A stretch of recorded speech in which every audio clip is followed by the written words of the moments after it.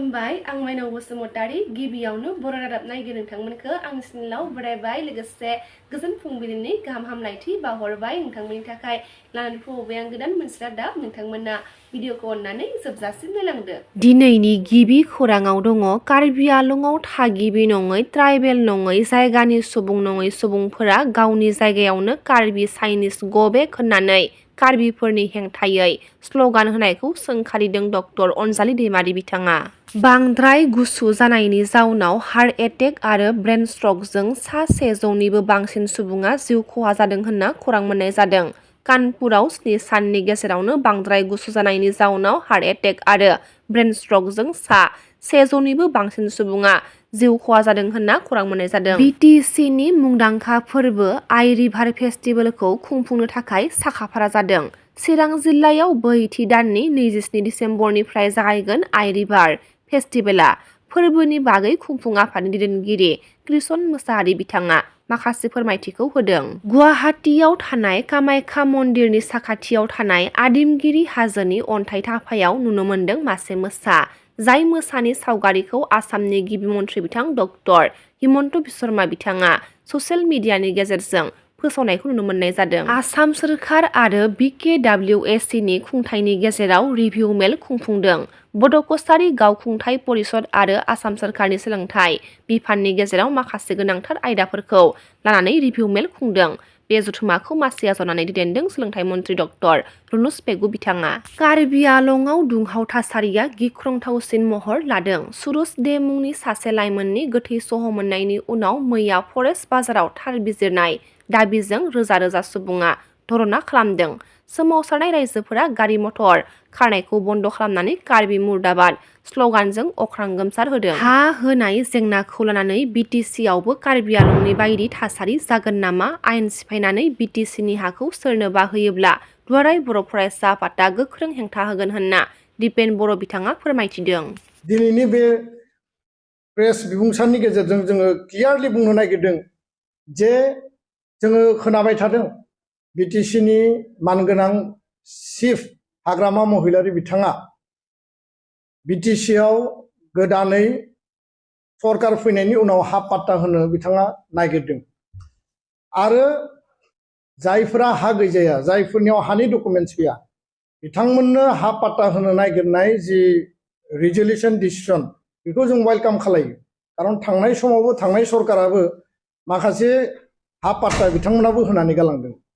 खिन्थु खोथाया जाहैबाय जे BTCनि 6 सिडुलनि हाखौ होनो थांनायाव हा पाट्टा होनो थांनायाव जाहाथे बेयाव बे खोथाया स्पष्ट जायो जे रियेल इन्डियान सिटिजेना सोर, प्रकृत भारतीय नागरिकआ सोर आरो लोगोसेनो 2003नि सिगां बेयाव ट्राइबेलजों लोगोसे बनाफाइड जायफोर सेटलार सिटिजेन्सफोर दङमोन बेयाव एसामिस इन्डिजिनियासआनो जा गुबुन गुबुन हारि माहारियानो जा खारन BTC 6 सिडुलाव लिरनाय दङ जे ट्राइबेलनि अधिकाराबो प्रटेक्शन थागोन एज वेल एज नन ट्राइबेलनि अधिकाराबो बे प्रटेक्शन थागोन। खिन्थु खोथाया जाहैबाय रियेल भारतीय नागरिक 2003नि सिगां जायफोरनि बिमा बिफाया दङमोन आबै आबौआ दङमोन आजै आजौआ दङमोन दा फिसा फिसौआ दङ बिसोरा हा मोननायाव जोंहा आपत्ति गैया आरो बेलेन ब्लक जिखिनि ट्राइबेल बेलेन ब्लक दङ 19टा बे बेलेन ब्लकआव जायफोरा प्रटेक्टेड क्लास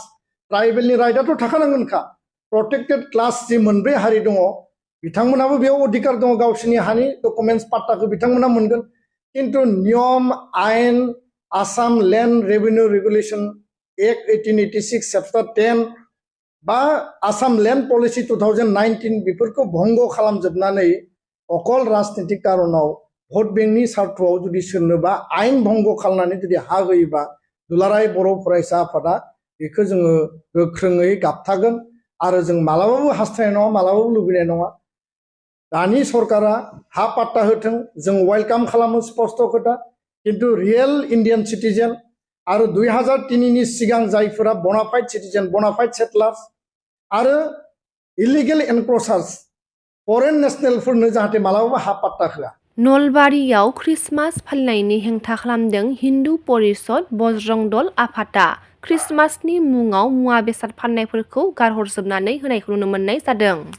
আজি বিশ্ব হিন্দু পৰিষদ বজৰং দলৰ ফালৰ পৰা আমি এটা কাৰ্যসূচী হাতত লৈছোঁ যে যিসকল ব্যৱসায়ী প্ৰতিষ্ঠানে খ্ৰীষ্টমাছক লৈ খ্ৰীষ্টমাছৰ সামগ্ৰীসমূহ বিক্ৰী কৰি আছিল আমি দোকানত গৈ আমি তেওঁলোকৰ পৰা সেই সামগ্ৰীসমূহ উঠাই আনি আমি প্ৰথম সেইখিনি বস্তু বাহিৰত আমি জ্বলাই দিছোঁ আৰু সমান্তৰালভাৱে আমি নলবাৰী চহৰত থকা যি শ্বপিং মলসমূহ আছে শ্বপিং মলসমূহতো আমি গৈছোঁ আৰু শ্বপিং মলসমূহৰ ভিতৰতো যিকেইখন শ্বপিং মলে খ্ৰীষ্টমাছৰ সামগ্ৰী বিক্ৰী কৰি আছিল আমি ঠিক একেদৰে সেইসমূহ সামগ্ৰীও আনি আমি বাহিৰত আমি জ্বলাই দিছোঁ।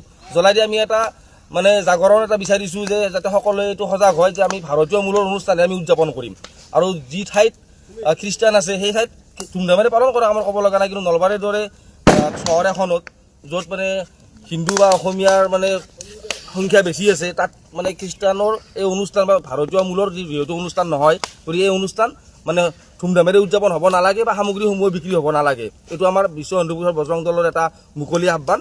আৰু আমি সমান্তৰালভাৱে আমি নলবাৰীৰ জিলাৰ এই যি মানে নিৰ্দিষ্ট ঠাইত য'ত আমি বৰ্তমান উপস্থিত আছোঁ এইখিনি ঠাইত আমি আহিছোঁ। এইখিনি শনি ৰোড বুলি কয় আৰু এইটো এটা খ্ৰীষ্টান মিছনাৰী স্কুল হয় এইখন। তো এইখন স্কুলতো বহুত বিতৰ্ক চলি আছে আগৰ পৰা। আমি বহুত খবৰ পাই আছোঁ যে ইয়াত বোলে সৰস্বতী পূজা পাতিব নিদিয়ে, কিন্তু অহাকালি যি খ্ৰীষ্টমাছ সেই খ্ৰীষ্টমাছ ডে তেওঁলোকে ধুমধামেৰে উদযাপন কৰাৰ এটা আয়োজন চলাই আছিল। আমি আহিয়ে এইটো আমি প্ৰত্যক্ষ কৰিলোঁ যে তেওঁলোকে বিভিন্ন অনুষ্ঠান ইয়াত মানে কালি খ্ৰীষ্টমাছ হিচাপে তেওঁলোকে অনুষ্ঠানখিনি কৰিব বিচাৰিছিল, কিন্তু আমি আহি তেওঁলোকৰ অথৰিটিক যেতিয়া আমি কথাখিনি পতাৰ কাৰণে আমি আগ্ৰহ কৰিলোঁ, তেওঁলোকৰ অথৰিটিয়ে আমাক মানে কথাখিনি পতাৰ কাৰণে তেওঁলোকে আমাৰ সন্মুখত নাহিল বা তেওঁলোকে কোনো আগ্ৰহ প্ৰকাশ নকৰিলে, আমাক সঁহাৰি নিদিলে। গতিকে আমি তেওঁলোকৰ যিসমূহ ব্যৱস্থা আছিলে ব্যৱস্থাসমূহ আমি গোটেই মানে আমি মানে ইতিমধ্যে আমাৰ কাৰ্যকৰ্তাখিনিয়ে আমি লগ লাগি সকলোৱে সেই ব্যৱস্থাখিনি আমি ইয়াত ভাঙি দিছোঁ আৰু বাহিৰত আমি এনেদৰে জ্বলাই দিছোঁ। আৰু আমাৰ কথাটো হৈছে কি, যিহেতু এই স্কুলখনত মেক্সিমাম ইয়াত হিন্দু আৰু অসমীয়া মানে কমিউনিটিৰ মানে ল'ৰা ছোৱালী ইয়াত পঢ়ে, ছাত্ৰ ছাত্ৰী হিচাপে আমাৰ হিন্দু অসমীয়া ল'ৰা ছোৱালীয়ে বেছি আছে ইয়াতে। ইয়াততো খ্ৰীষ্টান নাই, তো ইয়াত সৰস্বতী পূজা কিয় নহয় আমাৰ এইটো এটা প্ৰশ্ন। এওঁলোকৰ মানে হাই অথৰিটিলৈ আমাৰ এইটো এটা প্ৰশ্ন। তেওঁলোকে ঊৰ্ধ্বতম কৰ্তৃপক্ষই আমাক এইটো জবাব দিয়ক। পিছত হ'লেও আজি তেওঁলোকে আমাৰ সন্মুখত নাহিলে, গতিকে পিছত হ'লেও তেওঁলোকে এইখিনিৰ উত্তৰ দিব বুলি আমি আশা কৰিছোঁ।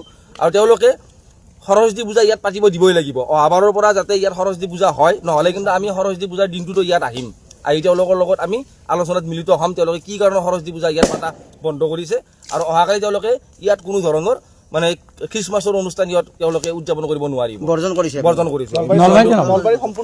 নলবাৰী সম্পূৰ্ণৰূপে তুলসী দিৱস কালি তুলসী দিৱস পালন কৰক। অহাকালি যিহেতু আমাৰ বহুতে নাজানে যে কালি আমাৰ তুলসী দিৱস হয়। আমি বছৰত এবাৰ তুলসী দিৱস থাকে আমাৰ, এইটো নাজানে বহুতে, কিন্তু আমি জানো, যিসকলে আমি জানো আমি তুলসী দিৱস পালন কৰোঁ। গতিকে আমি সমগ্ৰ মানে হিন্দু অসমীয়া সনাতনী ৰাইজক আমি এইটো আহ্বান জনাইছোঁ যে আমি সকলোৱে লগ লাগি আমি কালি তুলসী দিৱস হিচাপে কালিৰ দিনটো আমি উদযাপন কৰিম। আৰু যিসকলে নাজানি খ্ৰীষ্টানৰ মানে এই খ্ৰীষ্টমাছ ডেটো উদযাপন কৰি আছিলে, কণ কণ ল'ৰা ছোৱালীক চান্তা ক্লজ বনাই দিছিলে, তেওঁলোকে এই কাৰ্যৰ পৰা বিৰত থাকক। যিহেতু আমাৰ মানে আমি কোনো ধৰ্মৰ কথা ক'ব যোৱা নাই, এইটো আমি সংস্কৃতিৰ কথা কৈছোঁ। এইখিনি কথা আপোনালোকে সকলোৱে বুজিব বুলি আমি আশা ৰাখিছোঁ। মানে কোনো যাতে বিতৰ্কলৈ নিনিয়ে কথাটো, তাৰ প্ৰতি আমাৰ এটা আহ্বান থাকিল। অধ্যক্ষ নাহিল, আমি আহিয়ে আমি মানে তেওঁলোকক আমি অধ্যক্ষকে বিচাৰিছিলোঁ প্ৰথম, কিন্তু তেওঁলোকৰ অধ্যক্ষ নাহিল বা ঊৰ্ধ্বতম কৰ্তৃপক্ষৰো কোনো নাহিল। আমি অকণমান সময় ৰখিলোঁ, তেওঁলোকে হ'লে বাট চালোঁ, কিন্তু যেতিয়া নাহিল তেওঁলোকৰ এই যি ব্যৱস্থা কৰিছিল কালি সেই ব্যৱস্থাখিনি আমি ইতিমধ্যে আমি মানে বিনষ্ট